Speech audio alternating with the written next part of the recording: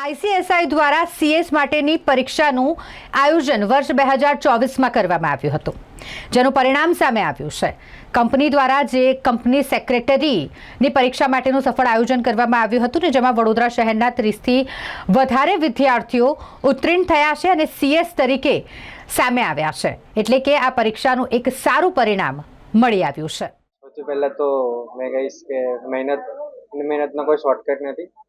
હું સેકન્ડ સ્ટેજમાં મારા અટેમ્પ્ટ્સ લાગેલા, તો એનાથી મેં શીખેલો કે ડિસિપ્લિનથી બધું ક્લિયર થઈ જશે અને મહેનત કરશો તો ઓબ્વિયસલી તમને એનું રિઝલ્ટ મળવાનું છે.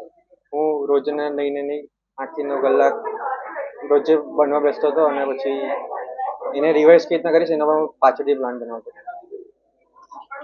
વિદ્યાર્થીઓને તૈયારી પ્રિપેરેશન કરવા માટે જે પ્રોફેશનલ પ્રોગ્રામમાં જે એક્ઝિક્યુટિવ પ્રોગ્રામમાં જે સીએસના વિદ્યાર્થીઓ એમને તૈયારી કરવા માટે તમે કેવી રીતે ગાઈડન્સ આપો, કેવી રીતે વાંચન કરવું જોઈએ, કેટલા કલાક વાંચન કરવું જોઈએ, કયા કન્સેપ્ટ પર ભાર આપવો જોઈએ, પેપરો એક્ઝામમાં લખાણ પર ભાર આપવો જોઈએ, એ તમે સૌથી પહેલાં તો મેં એક્ઝિક્યુટિવના છોકરાઓને એવું કહીશ કે એમને કન્સેપ્ટ ક્લેરિટી પર ઇમ્પોર્ટન્સ આપવું જોઈએ અને જે આપણો લો છે એનો પ્રોવિઝનનો ક્રક્સ સમજવાનો ટ્રાય કરવો જોઈએ.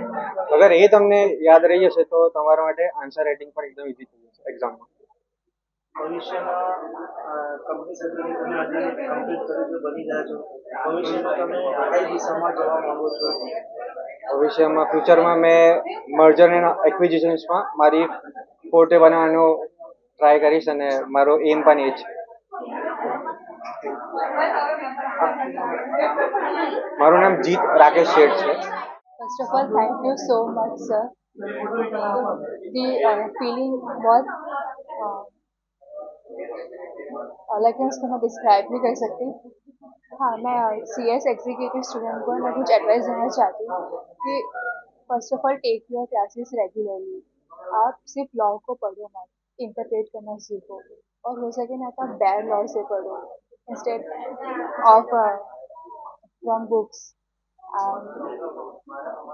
हाँ, मेन दो चीज़ जो मुझे है ना हेल्पफुल थी पूरे जर्नी में, that is consistency plus sincerity. अगर आप ये दोनों साथ में लेके चलोगे ना तो you will clear your exam in first attempt. अब आप प्रोफेशनल प्रोग्राम जो सीएस कोर्स का लास्ट स्टेज है उसमें किस हिसाब से आप मतलब प्रोफेशनल कोर्स को आगे से तैयारी करोगे तो वो भी थोड़ा एलोकेट करिए. फर्स्ट ऑफ ऑल जो एग्जीक्यूटिव में जो एड 14 है, it is beyond my expectation. मैंने तो ये एक्सपेक्ट भी नहीं किया था, बट अब आ गई है तो फिर मेरा मोटिव है कि मैं प्रोफेशनल में भी इससे भी अच्छी ऑल इंडिया रैंक लेकर आऊँ. आपका गुड नेम? बंसल लेना. છેલ્લા કેટલાય વર્ષોથી કોર્પોરેટ ગવર્નન્સ માટે સરકાર ભાર મૂકી રહી છે અને કોર્પોરેટ ગવર્નન્સમાં સૌથી મહત્વની ભૂમિકા એક કંપની સેક્રેટરી નિભાવે છે. ICSI institute of company secretary of India દ્વારા વર્ષમાં 2 વાર સીએસની એક્ઝામ લેવામાં આવે છે. જૂનમાં એક એક્ઝામ હોય છે અને ડિસેમ્બરમાં એક્ઝામ હોય છે. ડિસેમ્બર 2024માં જે એક્ઝામ લેવામાં આવેલી હતી એનું આજરોજ પરિણામ જાહેર કરવામાં આવ્યું છે, જેમાં 30થી વધારે કંપની સેક્રેટરી આજે વડોદરામાં પાસ થયેલ છે. આંકડાકીય માહિતી પ્રમાણે જોવા જઈએ તો સીએસ પ્રોફેશનલમાં ઓલ્ડ ગ્રુપમાં ગ્રુપ 1માં 6 વિદ્યાર્થીઓ પાસ થયેલ છે, ગ્રુપ 2માં 10 વિદ્યાર્થીઓ પાસ થયેલ છે અને બંને ગ્રુપ પાસ થયા હોય એવા 3 વિદ્યાર્થીઓ છે. જ્યારે ન્યૂ સિલેબસમાં ગ્રુપ 1માં 15 વિદ્યાર્થીઓ પાસ થયેલ છે, ગ્રુપ 2માં 8 વિદ્યાર્થીઓ પાસ થયેલ છે અને બંને ગ્રુપ પાસ થયા એવા 8 વિદ્યાર્થીઓ છે. જ્યારે એક્ઝિક્યુટિવ જેને ઇન્ટરમીડિયેટ પણ કહી શકાય છે, ઓલ્ડ સિલેબસમાં ગ્રુપ 1માં 26 વિદ્યાર્થીઓ પાસ થયેલ છે, ગ્રુપ 2માં 28 વિદ્યાર્થી પાસ થયેલ છે અને બંને ગ્રુપમાં 4 વિદ્યાર્થીઓ પાસ થયેલ છે.